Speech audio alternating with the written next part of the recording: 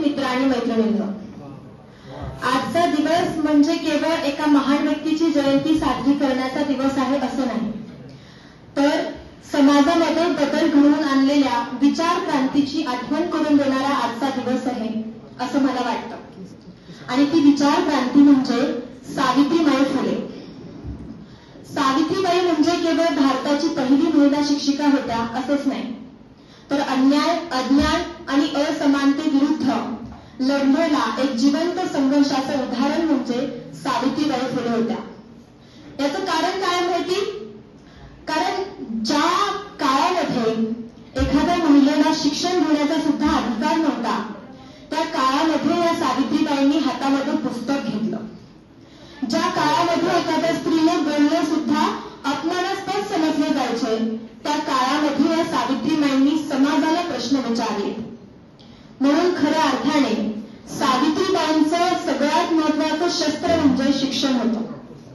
कारण त्यांनी चांगलं ओळखलं होतं, शिक्षणाशिवाय प्रत्येक माणूस हा गुलाम बनून राहतो. आणि माझी दुसरी लाईन लक्ष देऊन ऐका, स्त्री शिक्षणाशिवाय समाज कधीच पुढे जाऊ शकत नाही. म्हणून सावित्रीबाईंनी खऱ्या अर्थाने जरी त्यांच्यावरती शेणाचा मारा झाला, चिखलाचा मारा झाला, शिवीगाळ सुद्धा झाली, कित्येक अपमानास्पद शब्द त्यांच्या कानावरती पडले, पण त्यांनी सगळं काही सहन केलं. त्यांचं ध्येय काही सोडलं नाही आणि मुलींसाठीच्या शाळा नित्य नियमाप्रमाणे चालूच ठेवल्या. आज आपण म्हणतो की स्त्रियांनी खूप प्रगती केली. हो, तुमच्या विज्ञानाच्या काळामध्ये स्त्रियांनी खूप प्रगती केली आहे, परंतु आज सुद्धा या प्रत्येक स्त्रीची अब्रू जागेवरती आहे का? तिला असुरक्षितता वाटतच नाही असं कोणीही आज पण ठामपणे सांगू शकत नाही. ही आजच्या विज्ञानाच्या काळाची सुद्धा शोकांतिका आहे असं मला वाटतं. आज सुद्धा सावित्रीबाईच्या स्वप्नातील स्त्री खऱ्या अर्थाने उभारली गेलीच नाही असं मला वाटतं. कारण आज आपण भरपूर शिकतोय, परंतु तरी सुद्धा आपल्या विचारामध्ये एक तीळ मात्र सुद्धा बदल झालेला नाही. म्हणूनच आपण जे शिक्षण घेतोय ना, ते अजूनही अपूर्णच आहे असं मला वाटतं. खरं तर आपण बघतोय, महिलांच्या सुरक्षिततेचा प्रश्न हा कधीच थांबलेला नाही, तो अजून सुद्धा तेवढ्याच प्रमाणामध्ये जिवंत आहे.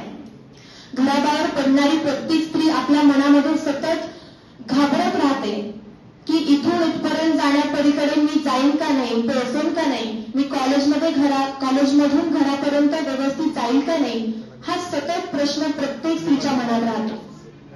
याचं कारण सुद्धा इथलाच शिकलेला, बरं का, त्या काळात अशिक्षित होता, पण या काळात सुशिक्षित समाज याचं कारण ठरतोय.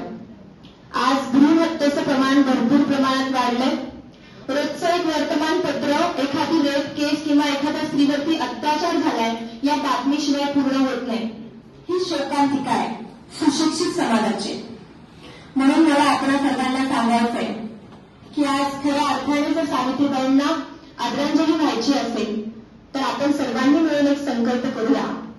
मुलगा मुलगी असा कधी भेद मानू नका, मुलींच्या शिक्षणावर कोणतीही तडजोड करू नका आणि प्रत्येक स्त्रीच्या सन्मानासाठी खंबीरपणे उभं राहा. हा संकल्प आपण सर्वजण मिळून करूयात. कारण सावित्रीबाई फुले या फक्त इतिहासातील एक व्यक्ती होऊन गेल्या असं नाही, त्या आज सुद्धा आपल्या प्रत्येक प्रश्नात, आपल्या प्रत्येक लढ्यामध्ये जिवंत आहे. म्हणून या आधुनिक काळामध्ये सावित्रीबाईंची गरज संपली असं कधीच सांगता येणार नाही.